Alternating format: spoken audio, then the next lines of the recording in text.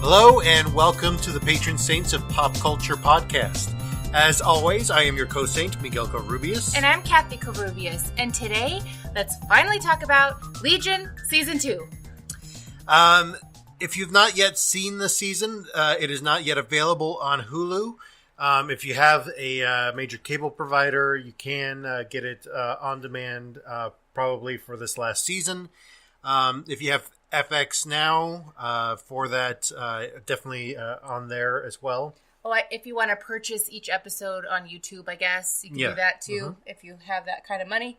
Apple and iTunes, I think Apple iTunes and the Google Play also have the seasons available for purchase, I believe. So we are going to be talking about the whole season, so spoiler warning in effect for these two episodes of our podcast, because we will have to split this into part 1 and part 2. Ooh, and trigger warning, too. Yes, there is quite a bit in the season 2 there that... for lots of things. Yeah. It's not the easiest mental... broadcast show for you to be watching. This is definitely not something you're going to watch to relax. Yeah. Even though the visuals are pretty cool, but we'll talk about that in the review and summary.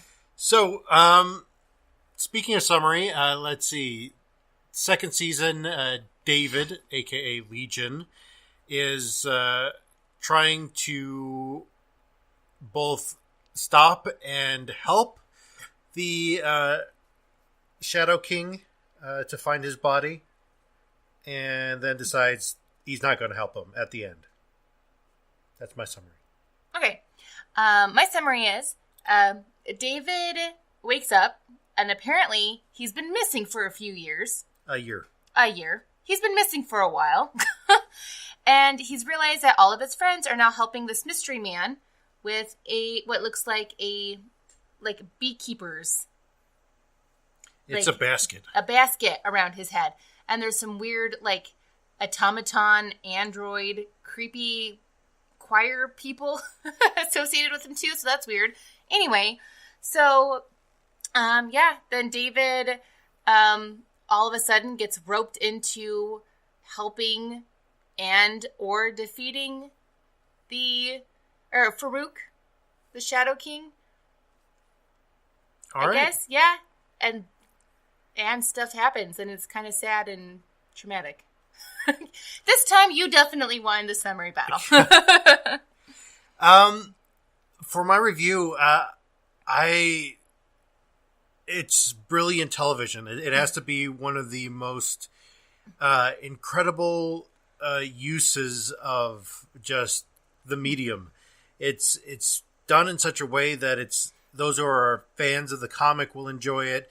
Those who are just fans of television will enjoy it. It's not like a complete out there concept, but it does make the audience feel the madness of the characters in the show, and it's done in such a brilliant way that it's a complete just mind boggle, and I give it a blessing, but I also. It was hard for me to watch because I do struggle with mental illness in and of myself. And really, I think what kind of encapsulates the entire thing, I have nowhere else to put this in our episodes. So I'm just going to put it here as talk of the final episode. There is this amazing, incredibly beautiful visually and beautiful audio as well. It's a cover of the Who's Behind Blue Eyes. And it's just incredible. Like the way that they have the Shadow King just speaking in Farsi and rhythmic speaking, and it's against David's singing of this song, and actually going into the lyrics of Behind Blue Eyes, it really kind of encapsulates what the entire season really was about. The Who wrote kind of this concept album, and it was about these people who lived in a society that was all being, mind controlled and being fed their emotions and their feelings and all this other stuff. And this is a song from one of the controllers that gives out these emotions, that controls everybody. And he's complaining about how he may fall in love, but it would be an unrequited love, and that nobody would ever, understand what it was like to be him. No one knows what it's like? Yeah. To be the bad man, to be the sad man behind blue eyes. Yes. Oh, I wouldn't have guessed. And I think it really encapsulates the entire season. It's a brilliant show, and the last episode is just both heartbreaking and gut wrenching, and like it kind of makes you doubt how you felt about the rest of the season. Yeah, no kidding. Are you done? Yes, that's my review. All right. I like how, by the way, we call this section review and summary, but we do the opposite. Yeah, I write it differently each time. Last week I did write summary review. Oh, okay. I just wanted to point that out. So my review, I really enjoyed it. I mean, if you watched last season, this isn't going to be your typical, even drama.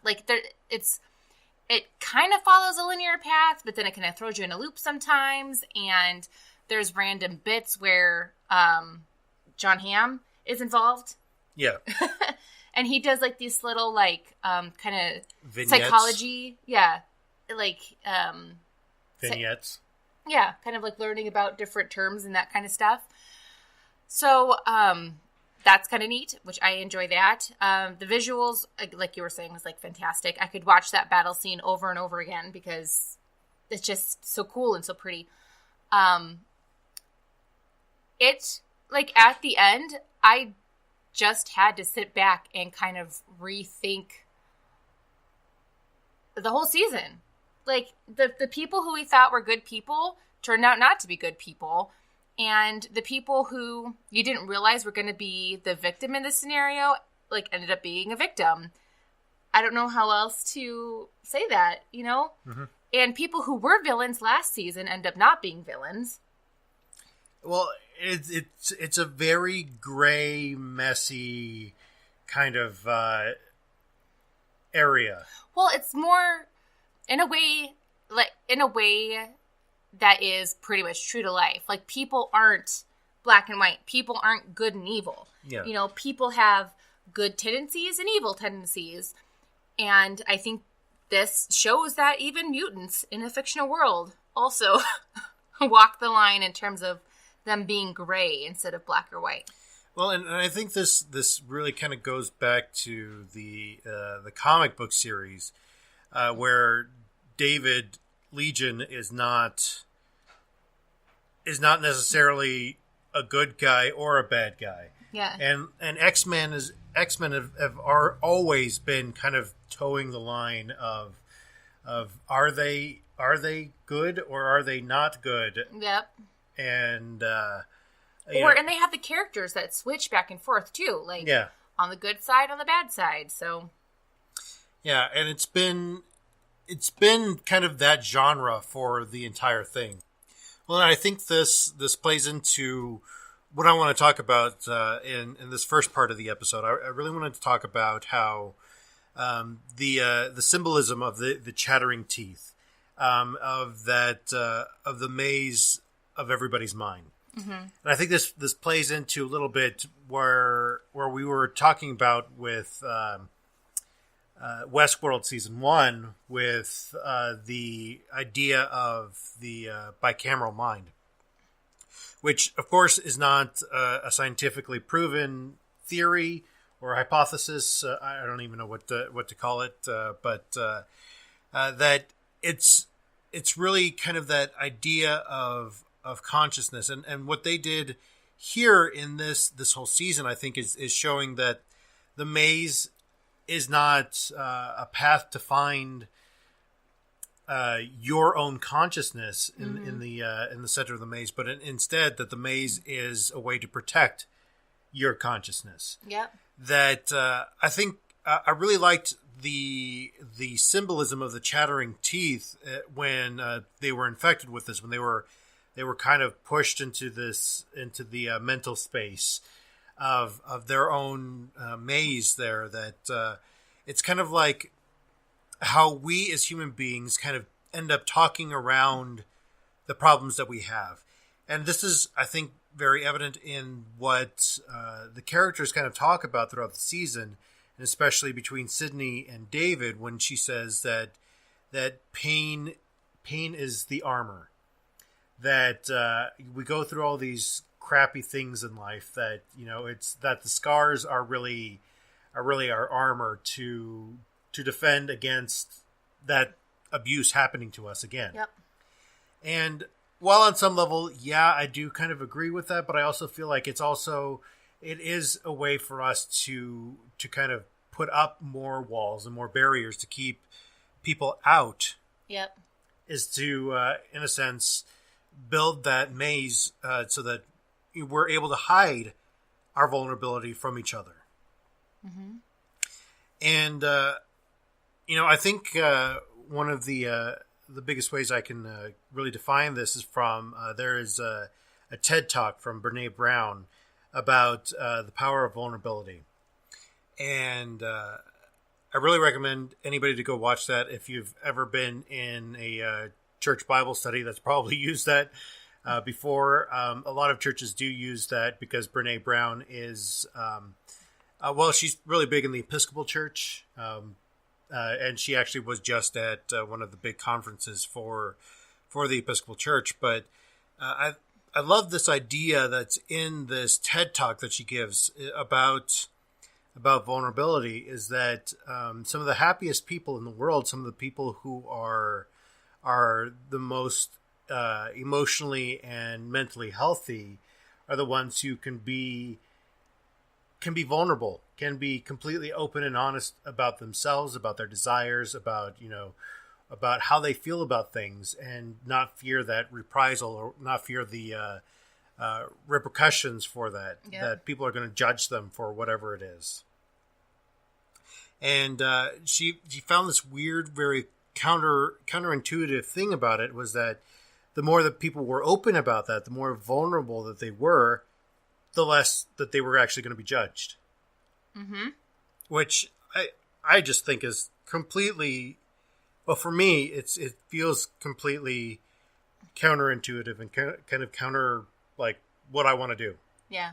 I can understand that, but coming from, like, I'm one of those weird people that, like, people will just come up to me and just, like, word vomit, like, their troubles and, like, their secrets and that kind of stuff, too. I don't know why. But people tend to be okay being a little bit more vulnerable with me, is what I'm trying to say. And I think as somebody who gets that a lot, when people say, okay, like, this is something serious, like, it's hard for me to say, immediately, like, I, like, push aside that judgment. I'm like, okay, this is going to be hard for them. Like, this is difficult. This is obviously something that's on their mind. I'm going to try to be as supportive as I can. So I can see why she would she would mention that, because me, myself, when people tell me something that is, like, hard to say and, like, they're afraid they're going to be judged on, I automatically tell myself, okay, I'm going to minimize my judgment. You know what I mean? I don't know. I think it's just a normal reaction that we have. Well, I think this is something that is very common with people who have suffered a form of abuse. Yeah, absolutely. Whether it be emotional or spiritual or physical abuse, that it's a way to it's a coping mechanism in a sense, and it's not necessarily a healthy one. It's one where we'll just kind of try to distract from whatever it is by talking more, by chattering our teeth, as it were. Yeah. And so we're kind of building our maze to keep people out from what it is that we actually want, from what it is that we actually really desire, and a lot of us, it's because we do that just so that we won't be hurt again. Mm-hmm. We won't be hurt again in the way that we were hurt before, and in a sense, it ends up abusing other people. And I think you see this a lot in David. Is David didn't know how to deal with the other voices in his head, the other people that he's absorbed. I'm not quite sure what the. We haven't found that out yet in the TV show. In the TV show, no. Yeah. And I think they're going to be going in a completely different direction from the comic books, where like almost all Marvel television and the MCU has gone. Is they don't stay in line with the comic books because it's not visually feasible to do that in comic book TV or movies. Well, and something else too, a YouTube video that we watched just the other day, they had mentioned like, why would we do a story that people already know? Exactly. Nope, they already know what to expect. Well, that's the Russo brothers. Russo brothers said about Avengers 4. Yeah. So. Yep. And I think this is the same thing for the television show, is that people already know some of those stories. Yeah. Why would they do some of the same stories? Yeah, we're going to see it, but that was fun to watch it. We've seen those movies. We've seen those shows. Mm-hmm. We don't want to watch them again. Exactly. I think that's the problem with some of those comic book movies, and I think that's the problem with the DCEU or whatever they call it. The DCU? Yeah, the DC Extended Universe is what they're calling it, I think. But with the DC movies is that they're just putting the comic books up on the screen instead of actually converting them into actual stories. Yeah. Well, and it makes sense in the fact that comic book readers are used to the story changing. I mean, they come out with different series constantly where there's going to be different backstories, new things are going to happen. So they're not shocked when they view something different, because they've already been experiencing that with the comics. Anyway, we're going off on way a off different... topic, yeah. My point was that, especially in the real world, that abusers or those who are abused end up becoming abusers. Mm-hmm. And a lot of this is because they don't know how to treat other people, because they've built up this part of the maze. They've built up this armor, as it were. And I think this is very, very true in that line. I loved this line. This was from the second to last episode, where David said to, it wasn't actually Farouk. It was I can't believe I'm forgetting his name. I'm blanking on his name. The guy that is in ice. Yes. The one from the Flight of the Conchords. I know, it doesn't. Yes. Doesn't help at all for people who don't know those references. Yes, I know. Business sucks. Business. The guy in business. The guy in business sucks. Okay, I can look it up real quick if you want me to find it. Okay. But he says this to him, is that I'm the lunatic that you turned me into, and I am here for my revenge. I love that line, because I think this is very true for those of us who have been abused, is that this is something that's a part of us, that's kind of ingrained in us, that we fantasize about getting our revenge on those who have abused us. And those of us, this is all kinds of abuse that we've and we'll get to this a little bit later. I think this is going to be in the second part of this episode, but there's a part of us that really does enjoy that revenge, that when that weird schadenfreude of pain coming to our abuser. Mm-hmm. And I can tell you, if the evangelical church were to close its doors tomorrow, I would be celebrating. And yes, that would probably be wrong of me to do so. But, that's the thing, is that, we have this part of ourselves that does enjoy that. And I think that's what kind of turns us into the monsters that we end up fighting. That we become the abuser as well, with other people, and without intending to do so.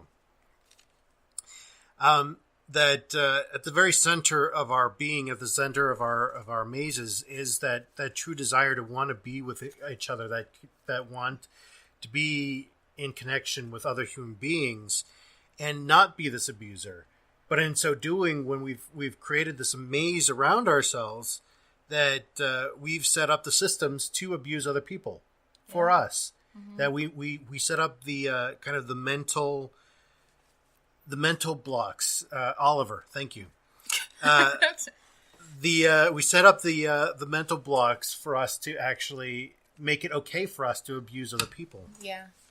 That, this is going back to Brene Brown on this, is that when we take down the walls, when we let go of some of these things, when we start tearing down the parts of the maze to let other people in and let them see what we want and who we are, I think that's the real point of finding love, finding that connection, and actually becoming, being able to say, hey, I'm vulnerable. I was abused at one point, and I'm not okay. Mm-hmm. And letting somebody else take care of you for once. I think that's the point of finding love and finding connection. I think that's what David wanted, but ultimately I think that he just got so lost in himself that he wasn't able to do that. Yeah. Well, and to be fair, his case is a little bit more extreme. So to put all of that weight on Sydney, well, yeah, it's just a little bit too much. Well, and I think this is, that creates, that's the thing, is that it did become kind of a codependent relationship. Mm-hmm. That they were both abused people, and they became codependent on each other's psychoses.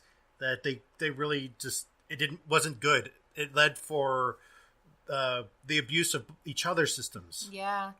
Well, and we've all been there when I think Sydney talks about this too, is when her and David first fell in love, they fell hard, and they were just like totally absorbing each other and totally in it, and it felt so different than it does now. And I get that, but everybody knows if they've been in a relationship long enough, there's that first honeymoon period, and I think now they're out of that honeymoon. Well, they've been out of that honeymoon period, but yeah, the you can't always long for that honeymoon period.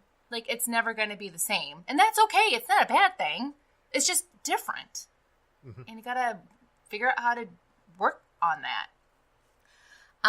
Well, these two characters that I'm going to talk about next, kind of a different scenario. Carey and Carey, male Carey and female Carey. Now, for those of you who decided to skip Legion or don't quite understand what's going on between them, because at first, to be honest, when I first met them in the TV series, it was a little confusing. Yeah. It's where did she come from? Male Carey and female Carey have essentially made a bond together. And I think they're twins, brother and sister. And male Carey's older because he's the one who lives out life in the real world. Yeah. And he essentially absorbs female Carey. I don't know how else to describe it. She just kind of walks into him, and she's inside of him. And as kind of a way to protect her and to shield her. But in return, she's this badass kung fu fighter. She'll take anybody down, So he almost protects her from everyday life. Yeah. And she then protects him from the weird random dangers mm-hmm. that he comes across. But as a result, they are super codependent, obviously, because he relies on her to get him out of tough scenarios when it comes to getting out of legit fights. And she relies on him to essentially house herself and get away from what she thinks is mundane and boring life. But the problem with the codependency that they have developed is during the season, they realize that they can't live like that and hang on to each other forever. Well, because part of it was the being infected by the the virus or whatever it was that the monk had. Yep. They had it different. So instead of them having the teeth chatter, well, no, she did have teeth chattering, I think. She did have teeth chattering, but it was he tried to reabsorb her and he couldn't. Mm-hmm. And I think that was an effect of it, was that he couldn't protect her anymore. Yep. Yep. And so we see her age a little bit. She has a gray streak in her hair now. And it's a little scary for her. She doesn't like being out in the real world. It's very bizarre, and it's not her thing. But they also realize that they sit together and they talk together, and the male Carey tells her that, hey, I'm aging faster than you are. There's going to be a point in time where I'm not going to be here anymore. Mm-hmm. And you're going to have to be out there in the real world. And this happens in real life.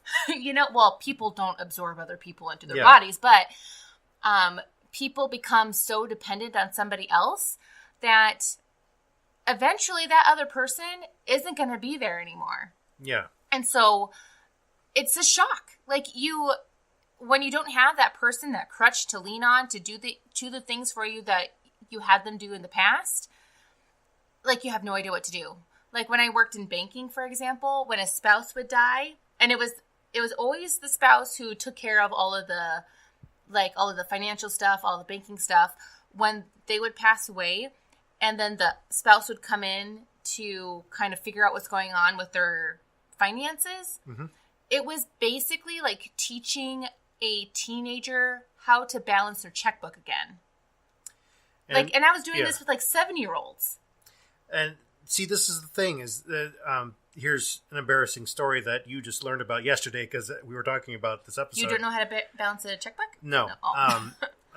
About our wedding day. I was actually with my best man. We were, going to the bathroom. I was terrified, and I was like, dude, I need to talk. Let's go to the bathroom. So that's what girls do. Yeah. Anyway, going to the bathroom, and I'm telling him, man, I'm terrified. She's younger than me, and she's just out of college, and I'm afraid that because I've done so much, kind of to develop myself and to live on my own and to be able to do all these things on my own, that I'm afraid that she's going to miss out on that she's going to end up becoming absorbed into my life and not, really be able to be her own person in this relationship. And turns out that, Kathy's grandfather was in the bathroom, also in the stall. So I didn't see him. I didn't see his shoes. And he washes his hands and walks out. And I'm like, oh, good Lord. He, to this day, to his credit, he hasn't said a single thing. So, but I mean, that's part of that codependency, is that I think, I feared that you would be completely absorbed in me and what I wanted and my own desires. Has that been the case? Have you found that case? On some things, yes. Like the fact that you won't call for your own appointments for things. To my credit, I made an appointment for our vehicles. Okay. Just this week. Both of our vehicles, thank you very much, with a broken phone. Congratulations. So the whole point of this little talk being, you do have to kind of let each other go, but you don't want to drop each other. We found that with Carey and Carey, the fact that they abruptly had to just deal with the separation was just too much of a shock for them both. Yeah. And they didn't know how to handle it. I think in any relationship, whether it be a parent-child, boyfriend-girlfriend, best friend can sometimes be like this too.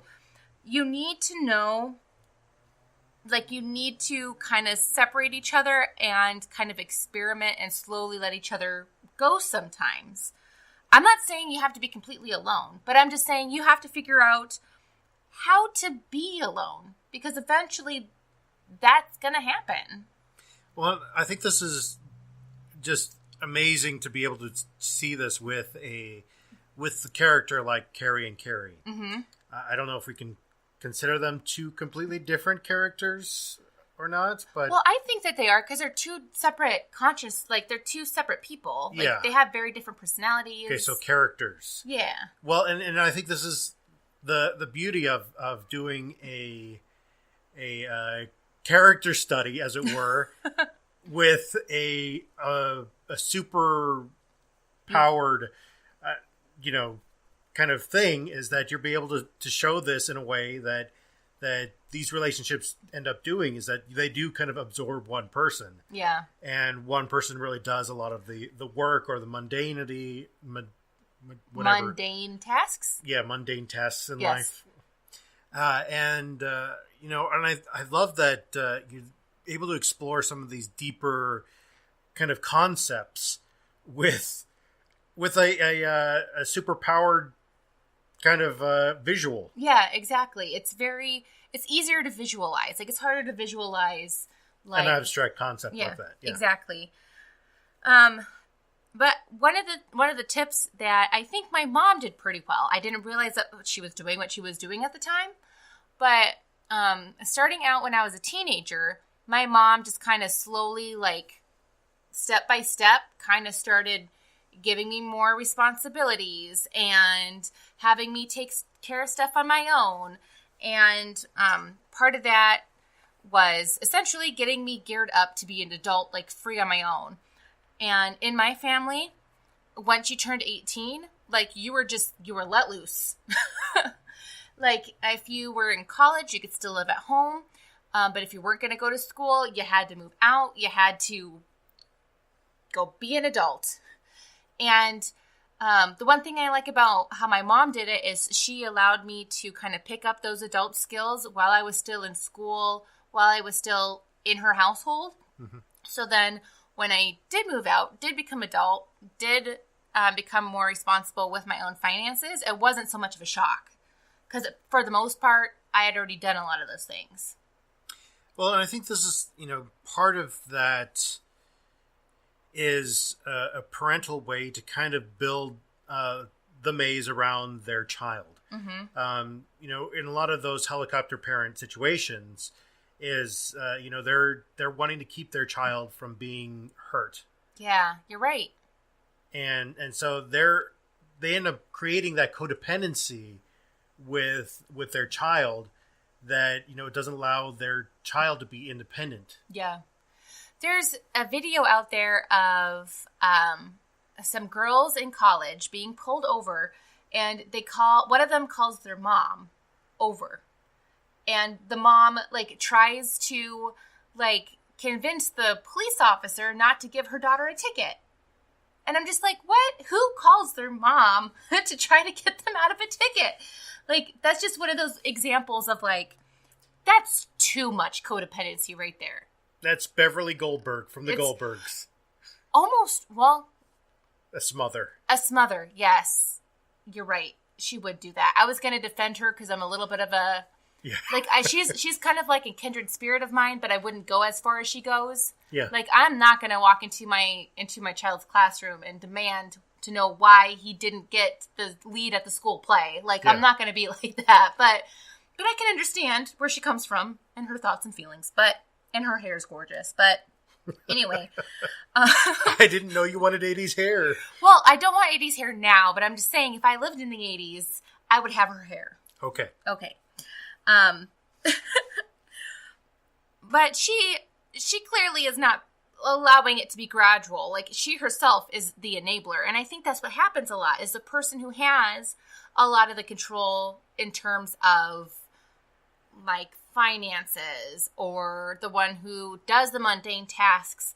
When the person who doesn't do that is forced into the real world, it's harder for them to let go because they've been so used to doing all that. It kind of, like, they almost feel like it's their job, and the fact that their job is being taken away. Yeah. Mm-hmm. And I think this is, you saw this a bit in the second to last episode when Carey's kind of taking care of the monks, and that male Carey is kind of cowering a bit because he wouldn't be there. Yeah. In normal circumstances. But he kind of has to be at this point in time. Yeah. So, I mean, word to the wise, if you feel like you are a little bit too codependent in a relationship, to the point to where it's almost crippling the other person, that's a good way. It's like you're almost crippling the other person from being a functioning adult. Well, and that's in a way a form of abuse as well. Yeah. It's very mental abuse. And I think that's why, I made mention that David and Sydney had that codependent relationship, is that they were kind of codependent on each other to kind of keep everyone else at bay, to keep the rest of the world out. Yep. I mean, you can start by doing some gradual things, because as we saw with the Careys, the abrupt separation is going to be hard, and it's going to be painful for both of you. It's going to be hard for you to witness them struggle, and it's going to be hard for them to struggle because they're not going to know what to do. You're almost like throwing them into the water without a life raft. Just start by doing something gradual, just like giving them just a task, saying, hey, this needs to be done by this time, kind of a thing, and kind of build up from there. Like, see how much they can handle it. You'd be surprised, especially with the parent-child circumstance, you'd be surprised how much stuff your child who's 30 can handle on their own. Hey, not all. Well, we'll talk about this next week. I am 30, so the magicians. Almost 30. Yeah. Well, I'm almost 30, so I can say that if you're 30, you can handle the stuff on your own, and you shouldn't be calling your parents. I was just going to defend. I was just going to defend millennials. Okay. Yeah, we'll talk about this more next week with the magicians. But yes. Not all 30-year-old millennials are living at home. I'm not. Well, I'm living at a home, not my parents' home. And, being alone is scary on both sides. Having that person just separate from you, it's scary and it's lonely, and you still need to have that, relationship. So I'm not saying, as I said, completely letting go. I'm just saying kind of expand the options. Yeah. Yeah, that's a good way to say it. One character, though, that is obviously super dependent is Farouk. Obviously, because he can't, right now he doesn't have a body. So, he didn't, did they find his body? Yeah, they found his body. Okay. That's the one that David almost destroyed. Yep, I remember now. Okay. But he, for the most part, has been super codependent on other people. He's essentially a parasite. He was a parasite in David. He used Lenny as a body bag. Yeah. He's right now using Oliver. Who knows how many other people he's used in the past. And he's the ultimate, terrible, parasite person, just sucking the life out of you, and that's another thing about codependency sometimes. What you're talking about with the abuser. He exactly clearly is the abuser in that relationship. Well, and we're going to get more into this in part 2 here. But before we get there, here's a little cliffhanger for our part 1. Yes. Is that Farouk is very much in that. Is that the abuser will end up trying to see themselves as a symbiote in a way. Is that you do that you're living in a both mutually good relationship with each other, but it's not. No, is that it's a parasitic relationship where one person ends up getting more than the other one. Absolutely. And we'll talk about this more in part 2. Wow, we almost ran out of time. Hey, we did pretty good. Stick around for part 2 of our talk on Legion Season 2. See ya in a moment.